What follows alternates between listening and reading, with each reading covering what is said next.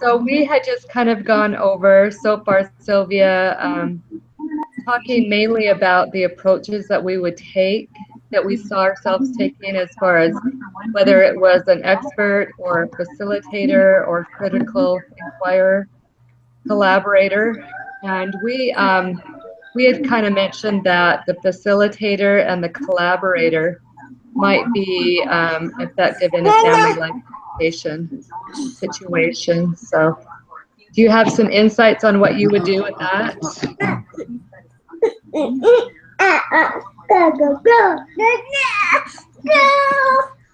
I have some insights? Yeah, do you have some insights on that? Okay, I thought it was like a general question for Sorry. both of us. I guess it kind of is because I should answer it too, probably, since we're starting the recording here. So my insight was that I felt like from past teaching experiences that facilitator was a really awesome way to get a group discussion going. And oftentimes with the facilitator approach, it really just kind of let me know where people were in terms of their knowledge on a certain topic or what they would like to learn about or things like that. So I really identified with the facilitator approach. But then as I was reading further, it's kind of funny because as I would read further, I liked all the methods, you know, because they all have kind of a purpose in different settings.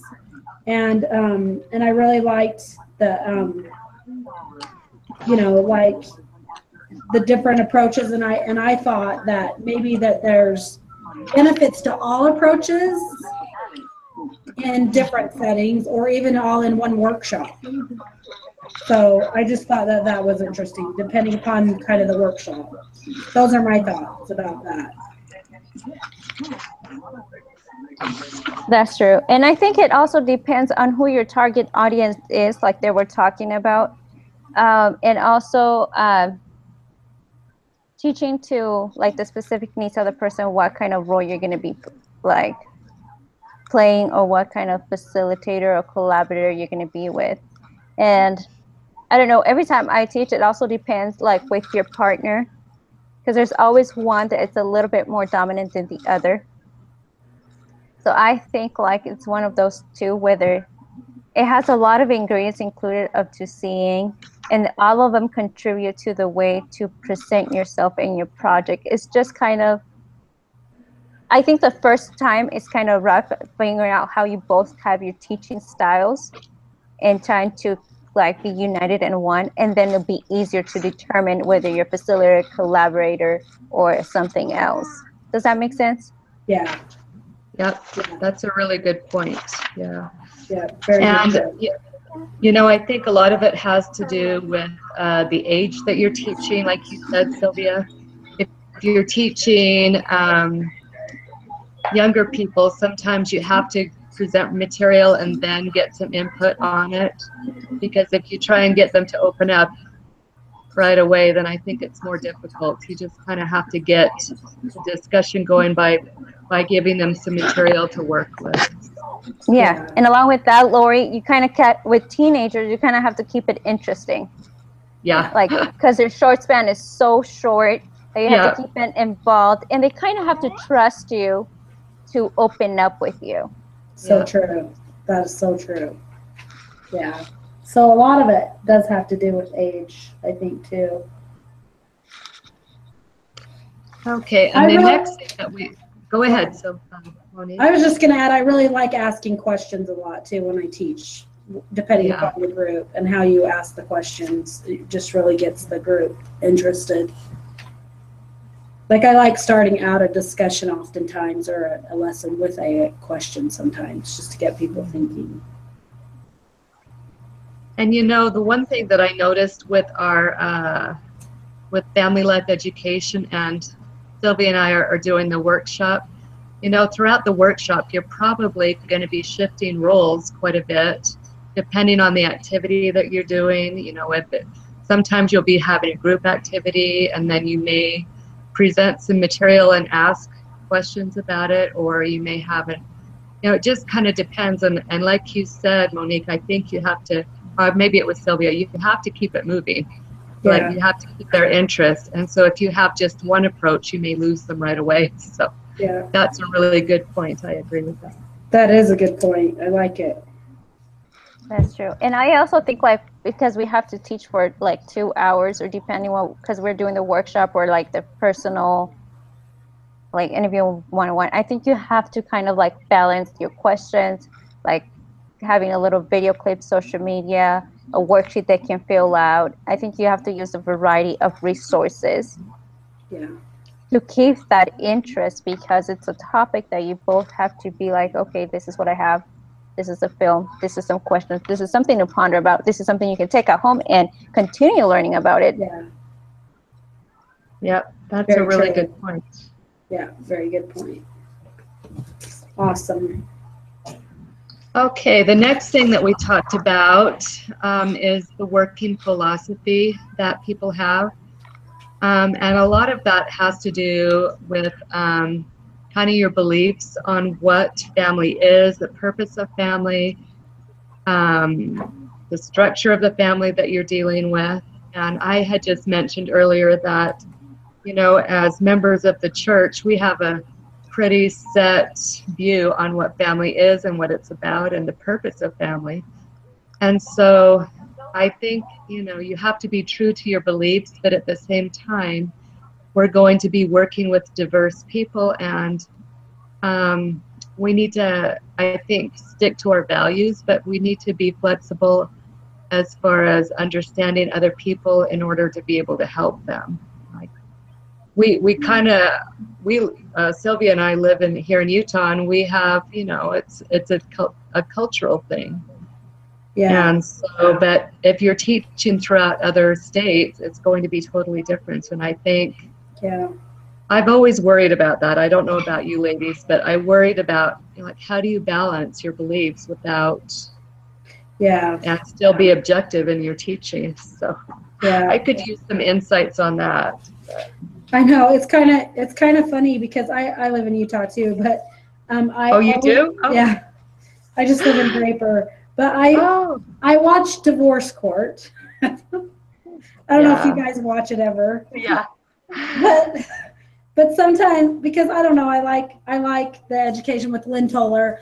I kind of like the education that she brings to it because I mean there's a really huge dynamic of blended families and you know, cohabitating families and, you know, just a lot of different ways that people develop family out in the world. And I don't know that that's, I mean, I don't know that that's a popular, that it's the mean of the population is like divorce court, but there's a lot of different diversity in divorce court. And I've find it interesting how she, you know, she still stays really strong to her family dynamic that you have to be okay, you have to make your partner okay, if you're the mother of your children okay, you're the father of your children okay, to bring about stability for your children because children need that stability in the home. And I think that, you know, out in the community, because it is so diverse now, you know, we don't just have the traditional mom and dad and the 3 kids or the 5 kids or whatever. We have a lot of blended families. We have a lot of cohabitating families. And then we also have the, you know, several different dads to the children and different moms or whatever. And so I think that she makes a lot of sense. I'm just bringing in Lynn Toller, that she makes a lot of sense that it really matters more about the kids than it does about, you know, that you have to make stability in yourselves and you have to make stability in your relationships so that your kids can thrive and strive. And, you know, and then there's the part from the church, which tells me that, you know, wow, there's some wisdom in having a strong family because it really does help us a lot in our futures. Yeah, and along with what you guys said, I think there's still a lot of different structures within Utah, even within the church. Oh, yeah. There's still those different structures that we see see outside of Utah. They're Yeah. still within the church. Some of them So are true. privately kept within the family that they don't want anybody else to know. Yes. But they're still in the church. And I think with those things, it's like with Sister, what's her professor's name? She's going to hear this, but I can't remember her name. It's like what she said. Yes. She's like, it's like what she said. We're not giving advice. We can just keep it like research says that based on this structure, this is the outcome of the children. Instead of being like, well, we think, we believe.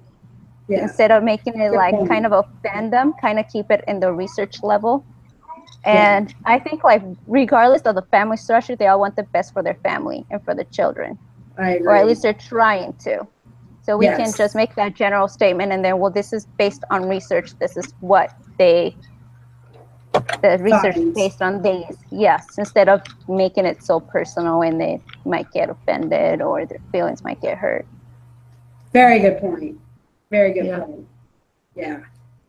And I think there's always ways to find common ground. Like you say, like people want what's best for their children, and especially if they're in an educational setting, they're trying to improve. And so I do believe that it's easy to find common ground. And I really like what you said, Sylvia, about, you know, knowing what the research says so that you can share that. Yeah. And it's a really good thing to fall back on. That is very good point. Very good point.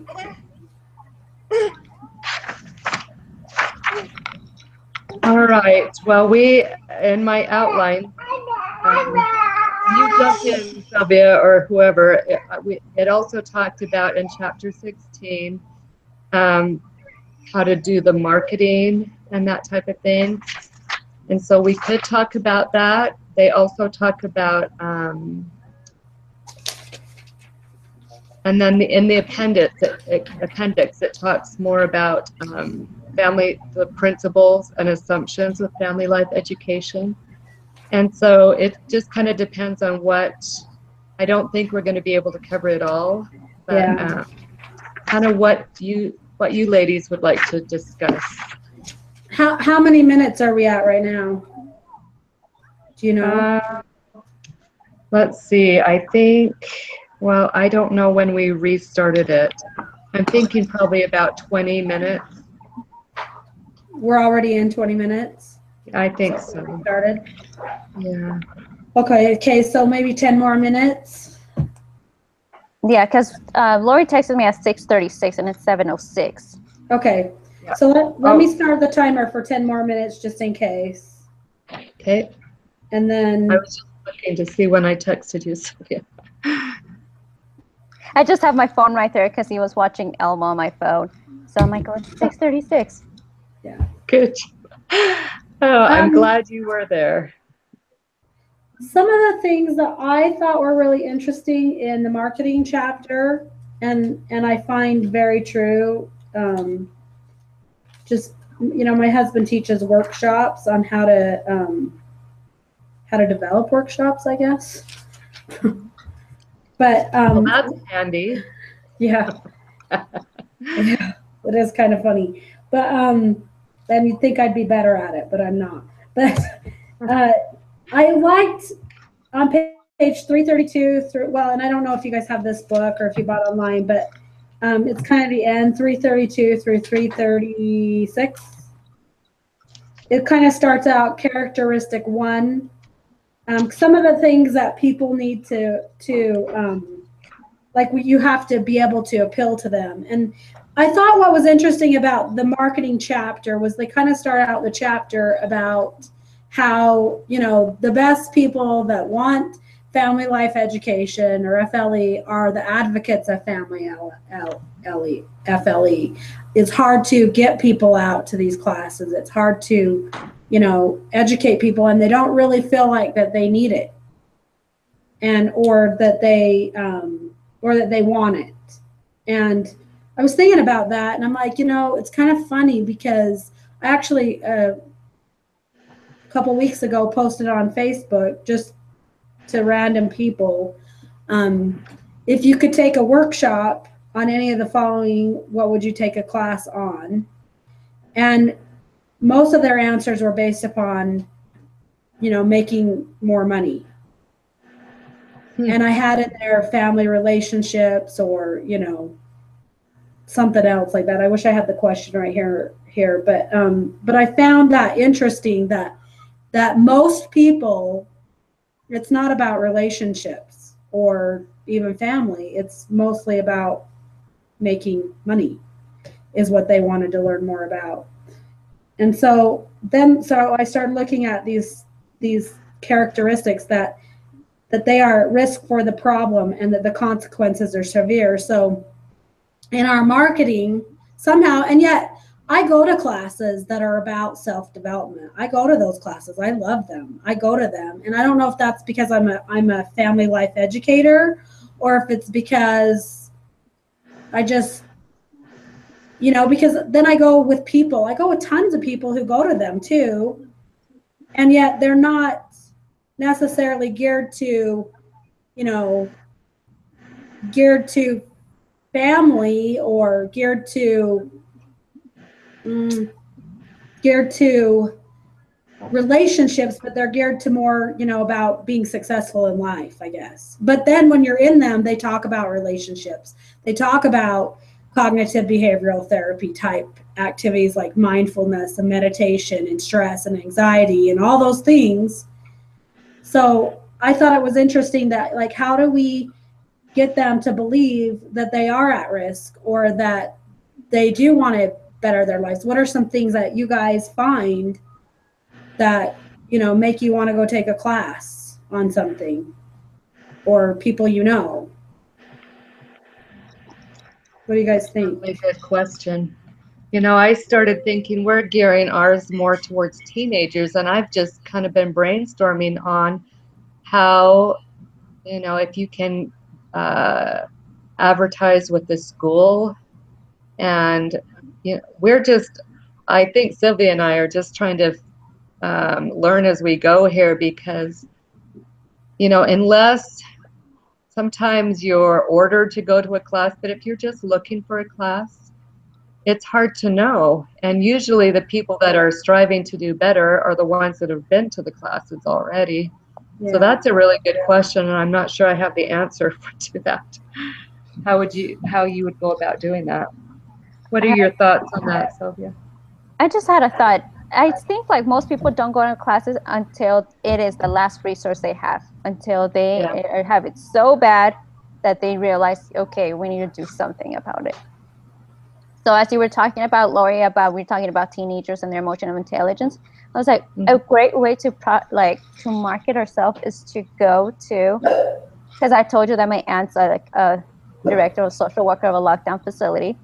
It's those parents that will seek those kind of classes of emotional intelligence in teenagers, or like those parents that, I don't know, because children tend to become more rebel when there's like a divorce in the family or this conflict in the family. So those are the parents that are going to want to go to these kind of classes and see how can I help my child or what is going on and try to figure it out.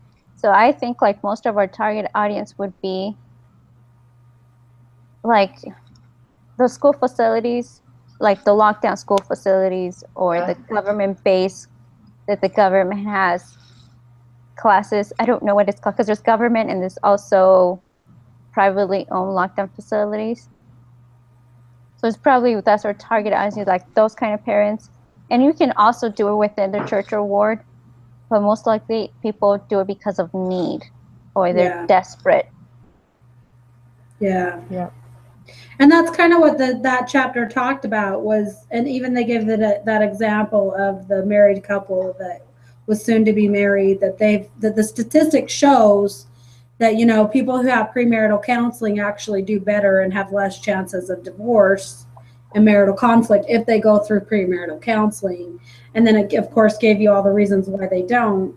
And obviously, you know, the outcomes are better if we get intervention before we have problems. But how do you appeal to that? How do you appeal to those audiences? And that's where I'm struggling. Yeah. Like, I don't know, because as a family life educator, you kind of want to do that, you know, as far as like, you know, getting the knowledge out there that anxiety, depression, and stress can be dealt with earlier on than when you're suddenly in full-blown panic attacks. And you know what I mean? I don't know. So I thought the last steps of believe that, the characteristic 1, characteristic 2, characteristic 3, all of them, I went through and wrote some things that that may appeal to different people in different things and in different ways. But I found that interesting that you're right. They don't usually until they're in need for it. And maybe that's the same way with the doctor, We really don't go to the doctor unless we need one, right? Yeah. Mm-hmm. So. Well, I do think that's probably the reality of it. I mean, theoretically, you'd like to get out there and do some preventative things. And if you find the opportunity or the avenue to do that, that would be the ideal. But I think, the workshops that I went through a divorce about 5 years ago, and I found myself a single mom trying to figure out what to do. And all of a sudden, I was super interested in helping my kids and trying to figure out how to do it and how to navigate all this. And you may find people that are in your class that, maybe they do need it, but they may not be interested, or they, really anxious to learn. And so that level of interest just may or may not be there. But I think you're right, Sylvia. I think that you don't really invest yourself in something until you find a need. Very true. Yeah, and I was just thinking about it. Like, Monique, what are you teaching a family? Like, are you doing a workshop? I am doing a workshop, and I am doing it on. Well, it started out with mindfulness, meditation, mindfulness, and it led from that to anxiety, stress, and depression. How to deal with those, since those are pretty common. Mm-hmm. As I've developed more into it, those are pretty common things that a lot of missionaries right now are dealing with. In fact, I actually, this last weekend, was kind of at a workshop, and I mentioned anxiety, stress, and depression, and how many people suffer from that. And everyone's hand was raised. Wow. Yeah. So but anyway, what was your question? I'm sorry.